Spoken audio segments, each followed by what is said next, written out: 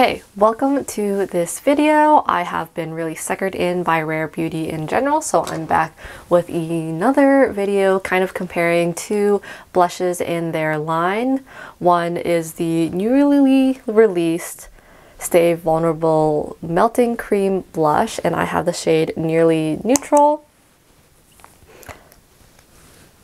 I have it applied on this side, and this blush, by the way, retails for $21. The other blush that I'm kind of comparing it against is the Soft Pinch Liquid Blush. I have the shade Grace applied on this side of my face. This blush retails for $20, by the way. Both lines have a good range of really beautiful colors, so I think you'd be able to find something fitting for you if you were interested in either.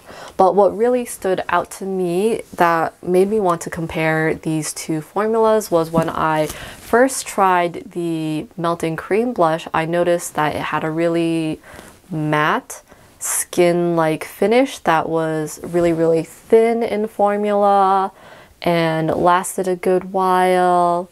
And these things just kind of reminded me of how the Soft Pinch Liquid Blush felt after I applied it and wore throughout the day. So while these are obviously pretty different in that one is a cream application, the other is a liquid, I think that they are really comparable in like how they actually look and feel on the face. So I wanted to delve into them further to compare them. As a side tangent, these colors look pretty different in the pan. I feel like Rare Beauty in general, I've been kind of thrown off by how the colors actually look on my face as to how they looked online. But in any case, this Nearly Neutral is obviously like a pretty dusty, slightly browny, rosy color, whatever. And then Grace looks like almost slightly purple, right? And then here they are on the back of my hand. This is like Nearly Neutral, as you would expect, kind of dusty.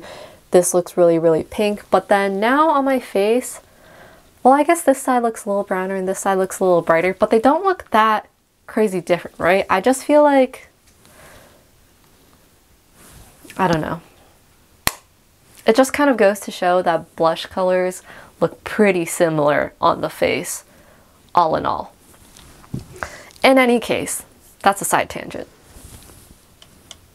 So getting into the blushes and how they perform, the big takeaway is that I think that the Soft Pinch blush wins out in pretty much every category by just a little bit.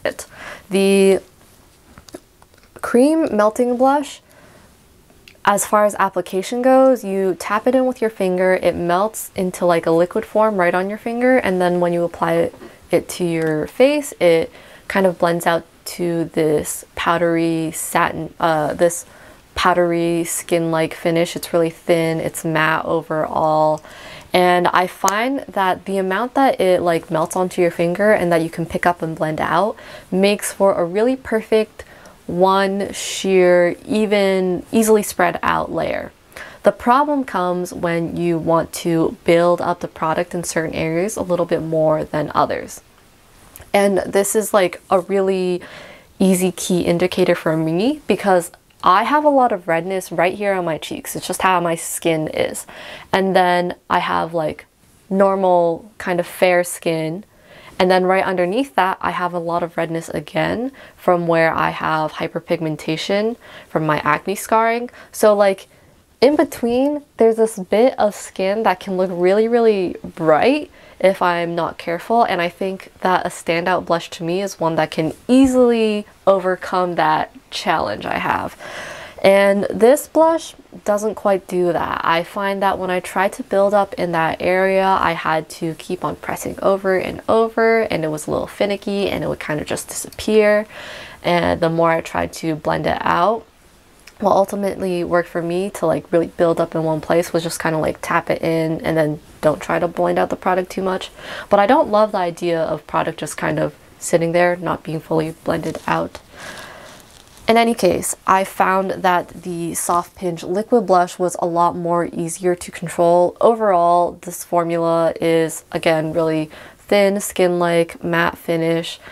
but really like high emphasis on thin and skin-like.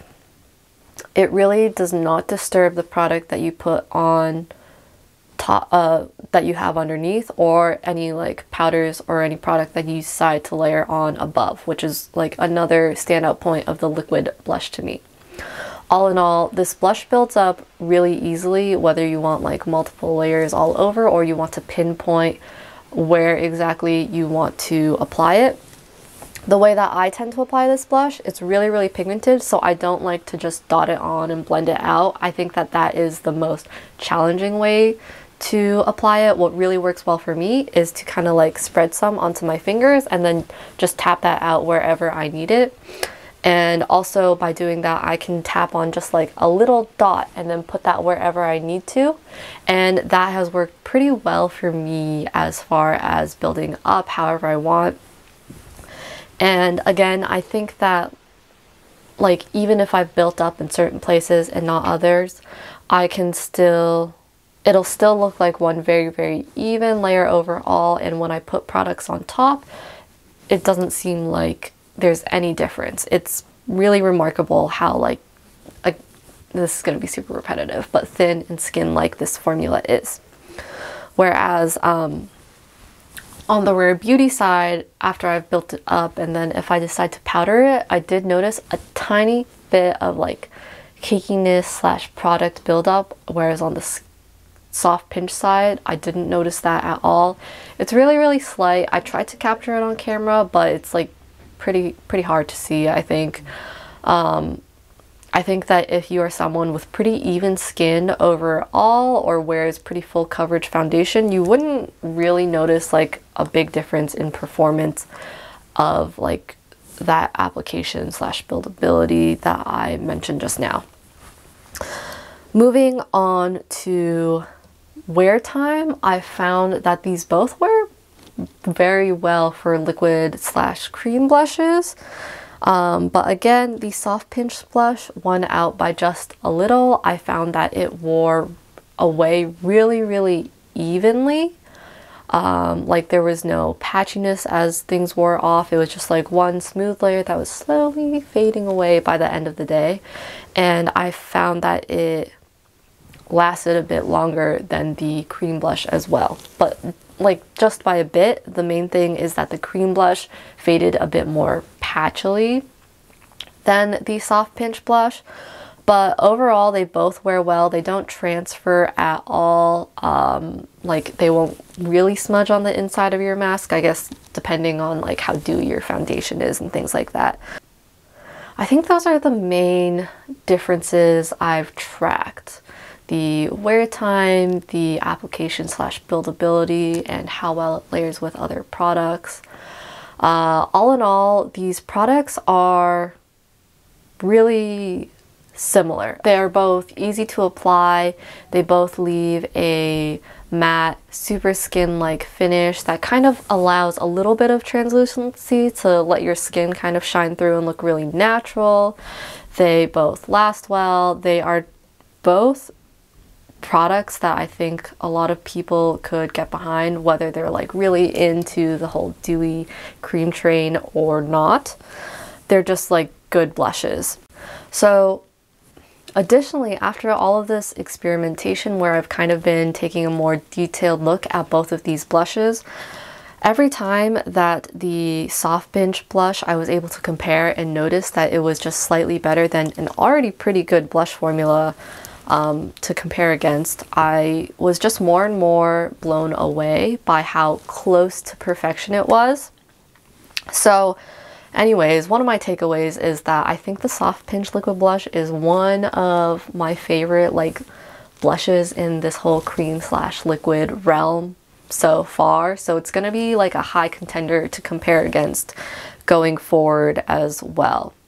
Yeah, really impressed. Anywho, that wraps up my thoughts for this video. I think I've covered everything that I've observed, and I hope that this was helpful. If you're trying to decide between the two or just curious, let me know. Thanks for watching as always.